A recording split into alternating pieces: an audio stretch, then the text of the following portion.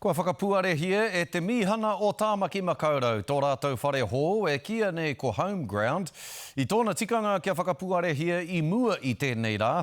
Engari nā te kōwhiori i tōro ai. Tahirau te kau miliona tāra te uara o te whare nei, he mahanga rotonga me ngā pokapū āwhina kei roto e puta ai he oranga ki te hunga e raruana. Anei rā, Isabel Prasad. He kāinga hou, mō rātou kāre he kāinga ake, rātou hoki te hunga pōkai kaha. For everyone in Auckland and for those experiencing homelessness, home ground is a deal breaker. He whakarite he kohi pūtia mo te koutou, atu I tēnei wā, he huarahi tō tika. It stands for equity. So this is a demonstration of our commitment to saying that actually whoever you are, whatever path you've walked, you deserve a home. He whare papaya home ground, waru te kau ngā whare noho mo te honga kore kāinga.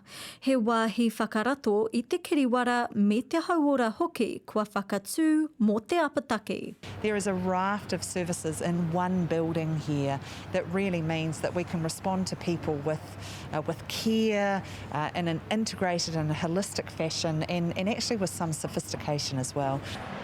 Having services within arm's reach of people when they need them and delivered in a way that they need them, that best meets their needs, is absolutely critical. Ke ki ana te wāhi ki te ao Māori, ka reno iho I roto I te toi, engari, ko te ea hoki o te kaupapa. So what's really, really important to us here at the Mission is that we honour our commitment to Te Tiriti and that partnership, and that happens not only in our services and with our people, but certainly in this building here at Home Ground.